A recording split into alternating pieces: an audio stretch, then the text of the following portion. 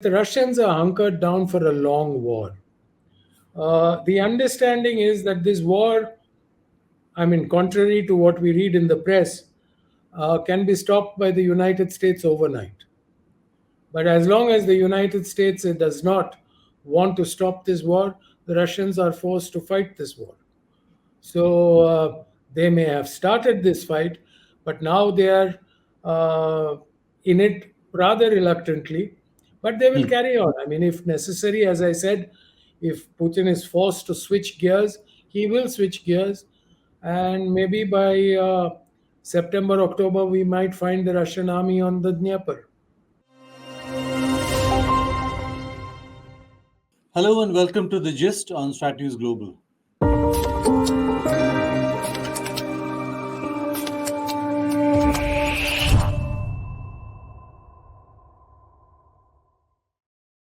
Good evening, I'm Surya Gangadharan.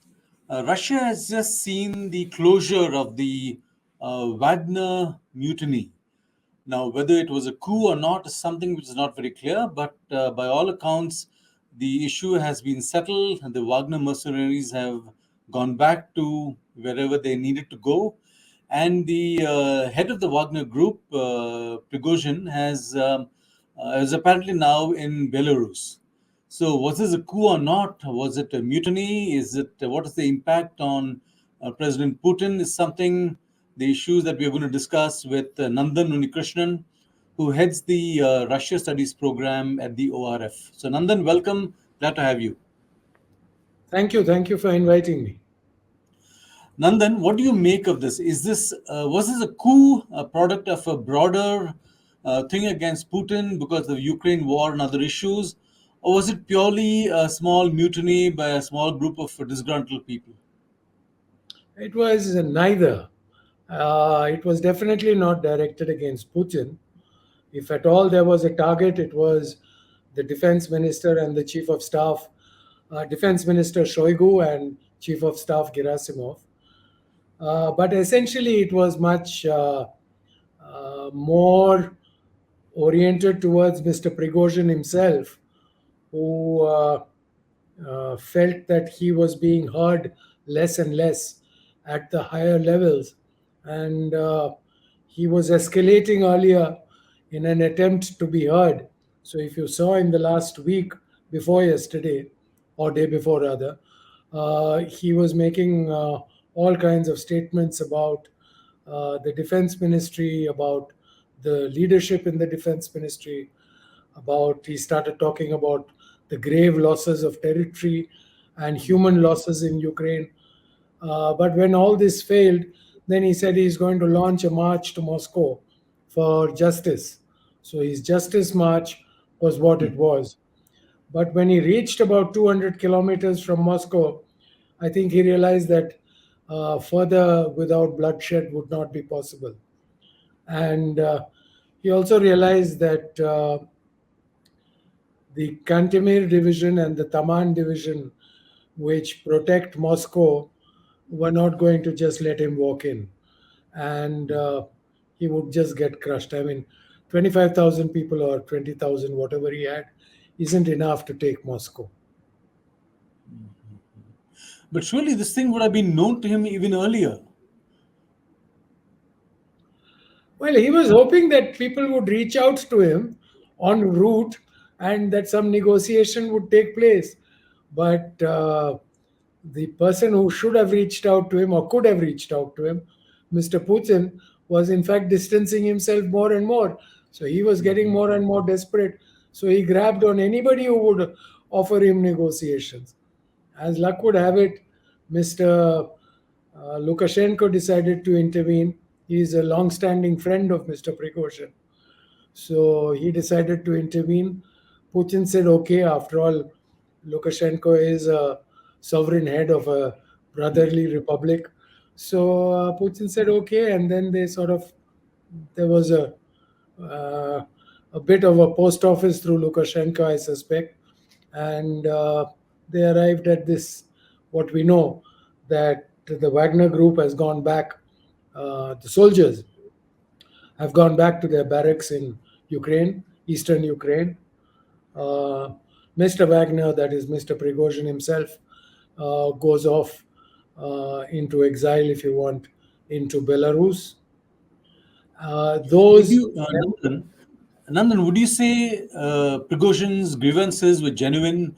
He's been complaining for a long time about lack of backing from the Ministry of Defense, lack of ammunition for his troops, and they were apparently even targeted by Russian helicopters and all that.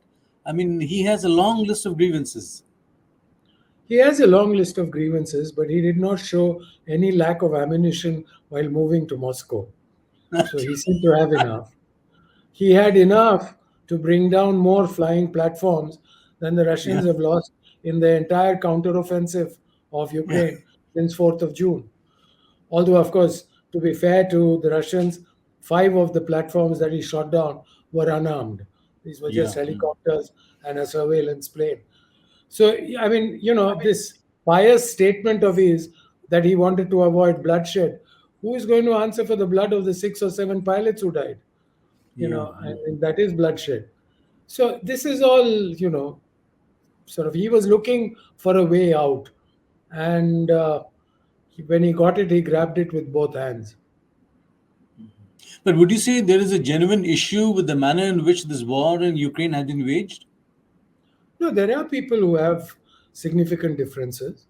Undoubtedly, there is an entire set of armchair experts in Moscow who pontificate on television each evening and suggest that the defense ministry is pusillanimous and it is not showing enough, courage and bravery to take on the Ukrainians head on and stuff like that. But there are also the other side. So, in a sense, Mr. Putin is caught between two uh, stools. There is one set of people who want him to uh, execute this war in a far more vigorous and energetic manner, whereas Putin himself, I think, is inclined towards the second option of holding ground and getting what you had originally said you would take, and meanwhile not escalating to a level where uh, diplomatic outreach is impossible. So he is trying to sort of hedge his bets, as it were.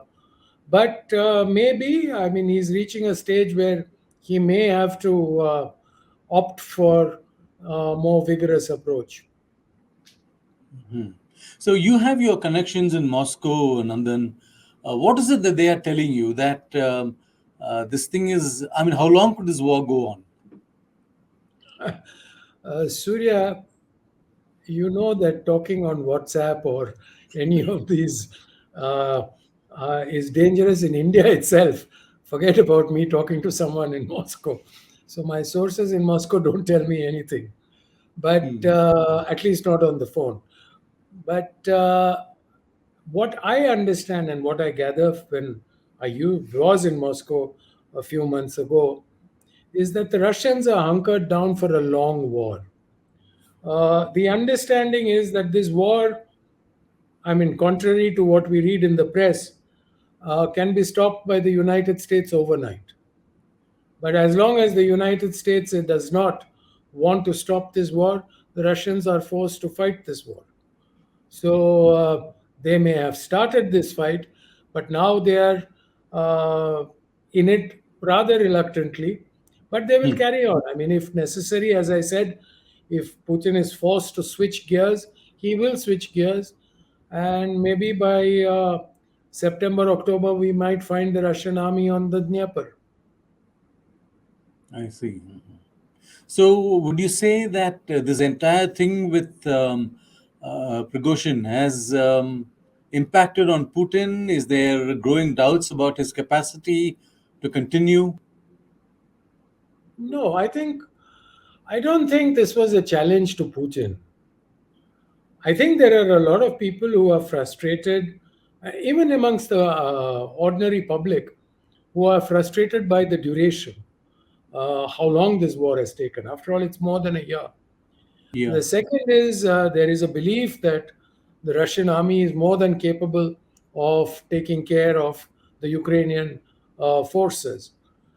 Uh, but I also understand that the Russian leadership is wary of going all out because, as far as they are concerned, there is no guarantee that NATO will not get involved in this war.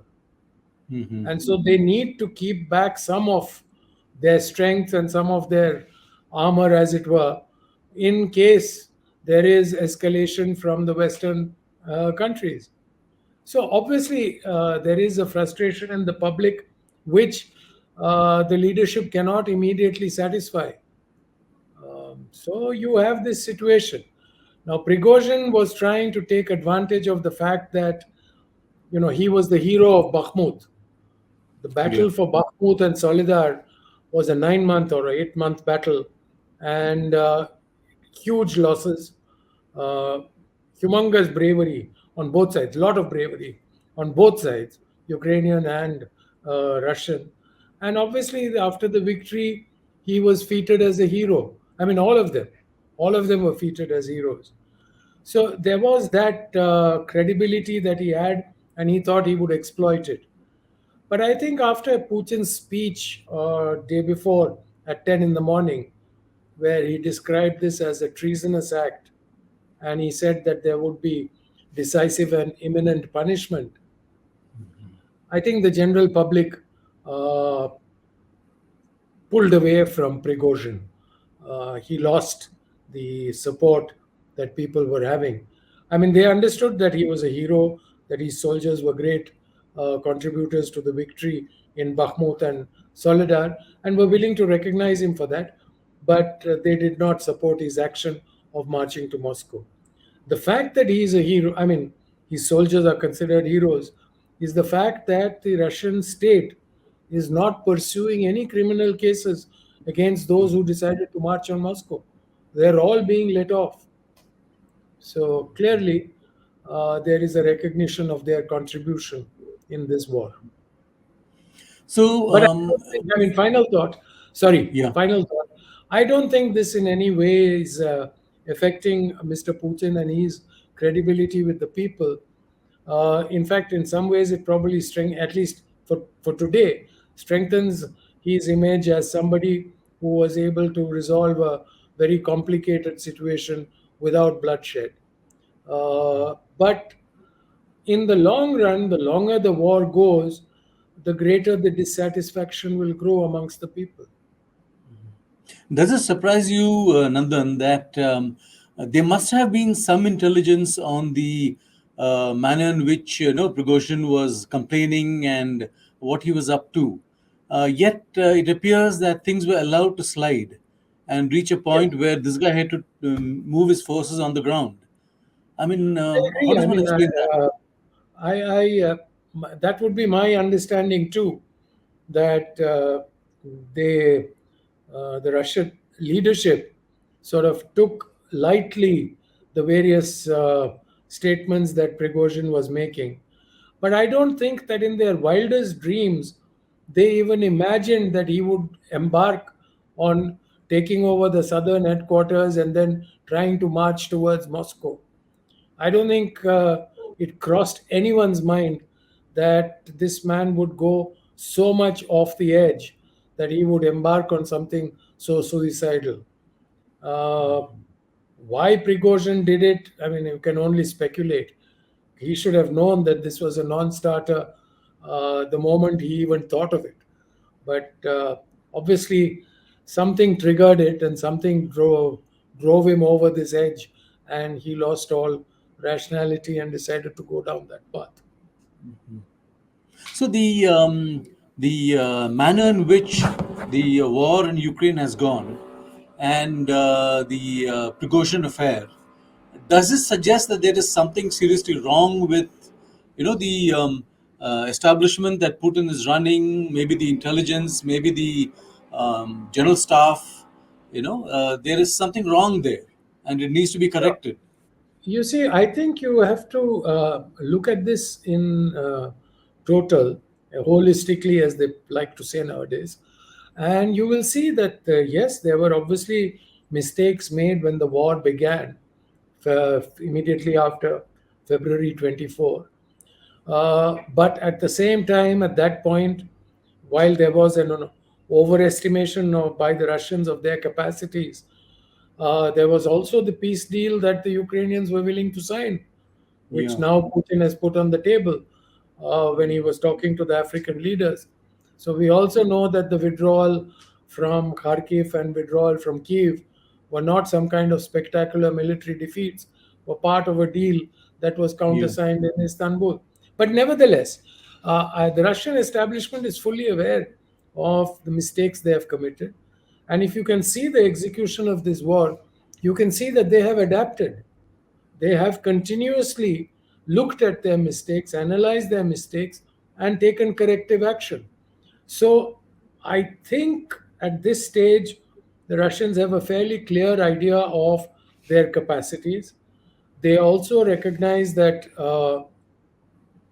whether it's the Ukrainians or whether the Westerners get involved or not, that this is a long term war, that there is a minimum that they have to achieve, and this is a war of attrition. So I don't think that the Russian population, in that sense, or the Russian expert community, in that sense, thinks that the Russian leadership is incompetent. But I think they also recognize, like all rational people do, that human beings are human beings and we tend to make mistakes. You don't anticipate any action against Sergei Shoigu or Gerasimov or any of the other actors? Personally, not. I would be surprised. But as they said, I mean, as some Russian social media experts suggest, that Prigozhin gave up in a strong position. I don't share that, but nevertheless, let's assume that is correct. That he had reached 200 kilometers to Moscow.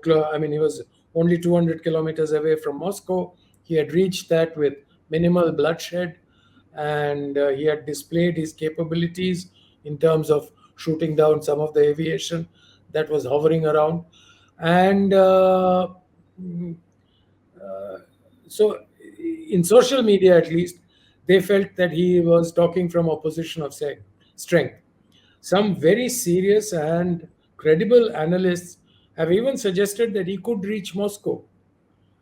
Again, something I don't share, but they have suggested that he could have reached Moscow.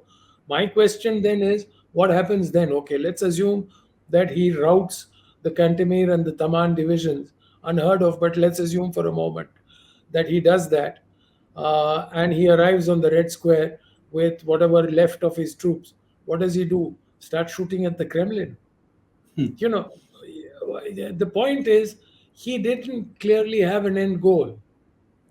I mean, or rather, an achievable end goal. So this action was doomed from the beginning. Uh, I personally don't share the view that he could have reached the Red Square. Do you expect the Wagner Group to be kind of dismantled, and what do you think will happen? Surya, a lot depends on the legal status. I mean, if Wagner is a commercial entity that is wholly owned by Prigozhin, obviously it will have to be dismantled. But the Russians have a serious challenge at a different level. Uh, Elements of the Wagner Group are involved in Syria, in Libya, in several African countries, Mali, Central African Republic. I mean, just to name a couple. So these personnel are still there and performing the tasks that they have been engaged to do by local governments. So the Russian government clearly had provided Wagner that kind of backing, saying, yes, you Yeah. can do whatever you need. Now, it would be difficult for the Russian government to say, sorry, boys, we are pulling you back, and apologize to all the respective governments and say that we have a big problem back home. So I Yeah. suspect that the Russians will think about this, and maybe they will convert whatever elements are there in Africa and outside Russian borders will be signed up into contracts with the defense ministry, or some other method, or maybe some other private private military company which already exists or will be formed, and a new leadership will emerge that will take over these elements. I cannot predict exactly what the Russian state will do, but they do have a problem. I mean, they cannot just like that dismantle Wagner and hope that it all disappears. And you don't see a turning away from the use of private militias. They've gone too deep down that road. Mhm. Private militias are used by everybody, whether it's the United States, whether it is Great Britain, whether it is France or Russia for that matter. Not one of them is anymore going to give them up because they find it convenient and the state has uh, arm's length deniability of some of the stuff those people do. So it's only a matter of time before we do this in India too. So, finally, my last question, as always, about India. We've kept quiet throughout this thing that was playing out in Russia. And what do you expect we would have done, or what should our reaction have been? Is it better that we kept quiet? No, I think it speaks volumes for the professionalism and the credibility of the Indian diplomatic service in Moscow, that they were able to assess the situation. They did not fall in for all this, oh, Putin is falling, Putin's end has arrived, all that kind of talk, but maintained a professional understanding of what was going on, assessed the situation, and advised New Delhi to keep quiet because this would dissipate within 24 hours, and that's exactly what has happened. So I So, think lessons to it's be learned. credit to the Indian diplomatic service and any other services that work in Moscow. So, any guesses as to what's going to happen tomorrow, day after in Russia? Do you see kind of sweep of the audience tables by Putin? There aren't any audience stables. Let's start with that. I mean, there was an attempt to create an impression that there are audience tables. There are problems in Russia. The system has been built around one human being, and Yeah. there are many flaws with that. So they have to deal with it. Uh, but right now, I think the Russian minds, at least the minds of the Russian leadership, are focused on Ukraine. Ukraine has launched a counteroffensive on the 4th. But yesterday, I think some senior member of Zelensky's cabinet or entourage claimed that the counteroffensive has not yet started. So Hmm. we don't know. So obviously, they are also listening, waiting, watching, and hoping to thwart any plans that Ukraine has. On that note, Nandan, thanks very much for that insight. Thank you. Thank you for inviting me. Welcome, Nandan. Bye. And that's all we have for you now. Do subscribe to our YouTube channel, follow us on social media and Twitter. Thank you very much. Good night.